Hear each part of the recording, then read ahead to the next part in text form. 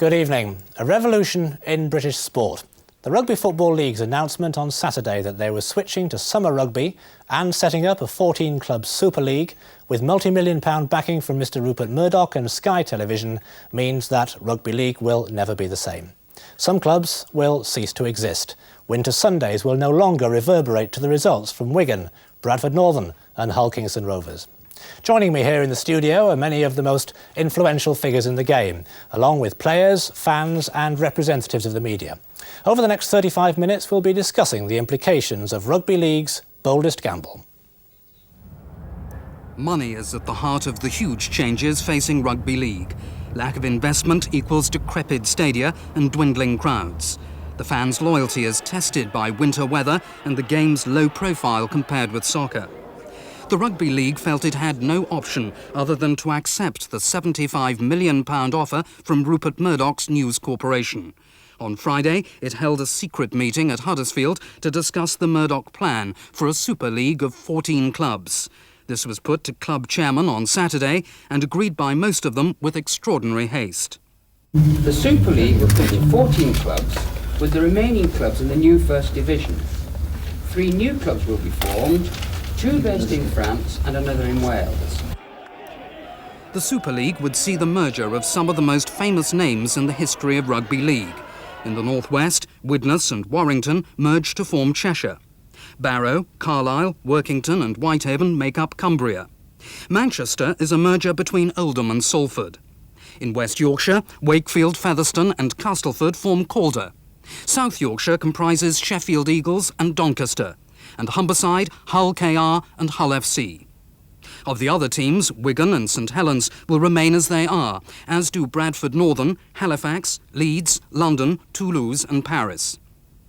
Some supporters are alarmed and fear that their allegiance to traditional names has been ignored. We're not Manchester team, we're Salfordians. Nobody's come to grassroots. They're doing exactly the same as what they did with football, Sky. Yeah. It's taking it away from the working man. And what about the little teams? The Wigans, the Halifax, the Leeds are all right, but such as where we come from, Cumbria, 60 mile, 30 mile for the travel. They want to put Murdoch in the outback, man, and leave him there.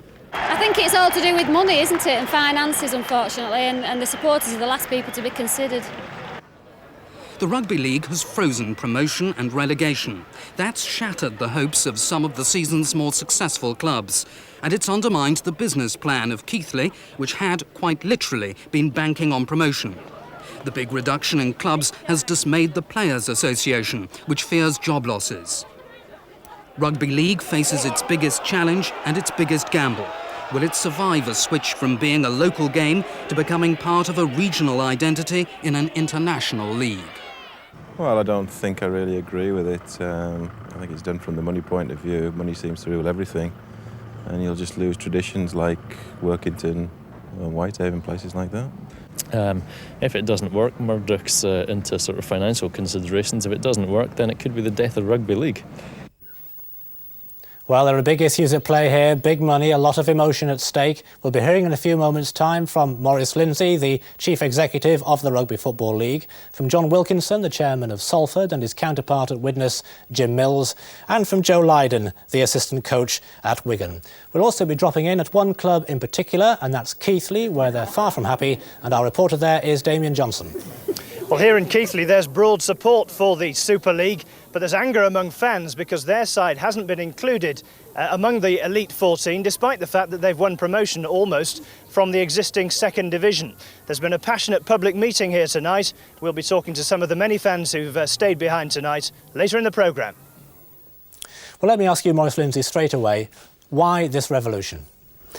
I think after 100 years, everybody knows that we're still struggling. We haven't really made the advancement that we should have done.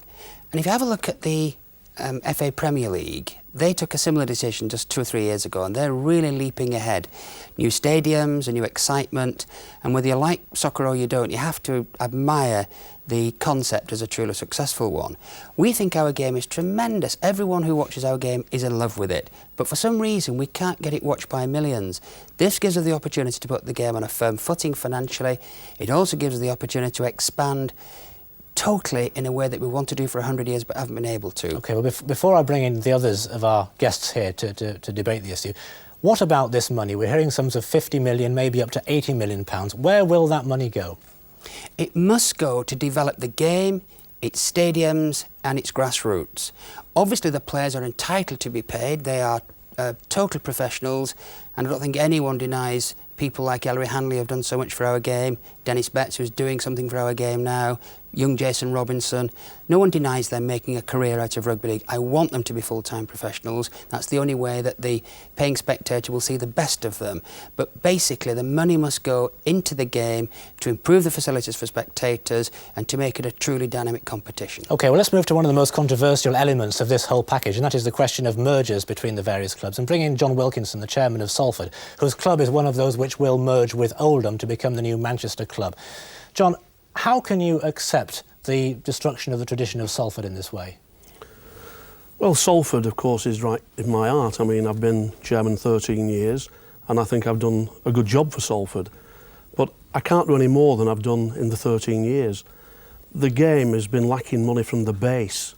There's not enough money coming from the base of the game. And I feel But is this the only way? Is merging with another club the only way forward? If it is the only way forward, I'm afraid that's where we're going to have to go. I can't think of any other way. This is an exciting time for Rugby League. I just hope that we can find the answers with Oldham. I know there'll be resentment from both sets of fans, but we've got to look positive to the future. Jim Mills, alongside your chairman of Widnes, you also are having to lose your identity with the merger with Warrington. Is that a fait accompli? Is it certain that you will merge with Warrington? Well, obviously, there's a lot of problems to get over. You know, you just can't put 100 years of tradition and change it overnight. But obviously, I realise, and the board at Widnes realise, that Rugby League, if you look beyond Wigan and Leeds, have got tremendous financial problems. And obviously, something had to be done. And I must agree that, you know, we should have grasped this as we have the new Super League and the money that's involved in it. The only concern that I do have is that we've actually rushed into the structure of the league, and I thought we might have learned some lessons from rushing into the contract system, which caused a lot of trouble. And whilst I agree with the Super League, and it's a tremendous thing, and I think it'll be a tremendous success, I do think we should have taken a lot more time over the structure, and our clubs would be involved. Do you feel you've been pressurised into going along with it for fear of being left out? Well, if you consider that on the Saturday morning that the Widnes Club weren't even involved in the Super League, and if you consider that Widnes are the second most successful rugby league club in the last 20 years, well, you know, it makes you wonder whether things have been rushed into. Maurice Lindsay, is that a fair comment? How could Widnes be left out of a decision of this magnitude? Well, Widnes are in for the very fact that Jim spoke from the heart at the Saturday meeting and made a very impassioned plea to all the clubs to consider the worth of Widnes and its historic value. So up until then, they were being left out? Well, mathematically everyone can't be accommodated, Charles. Quite simply, there are 14 spots in the Super League. Now, how do 35 clubs divide up into 14? You can't do it. So there have got to be some tiers, there have got to be some casualties along the way. It's mathematically impossible otherwise. Right. Otherwise, we'd just take the money and divide it 35 ways. So there had to be some rationalisation. But I'm glad that Widnes are going to be involved, because Jim was absolutely right when he spoke on Saturday. Tremendous history, and it can't be ignored. Thank you for the moment. Let me bring in John Drake, who's representative of the Rugby League Supporters Association. Will the supporters rally round to follow these merged clubs, John, do you think? I think that remains to be seen. It depends how the mergers take place, if they take place, and how the game's actually taken out to the people. Obviously, it's going to upset a lot of traditional feelings. Supporters have followed the clubs for a very long time. What you have to look at is where the game is at the moment and where it's going to go. At the moment, we've got a game that is struggling financially. Clubs are in danger of going to the wall anyway.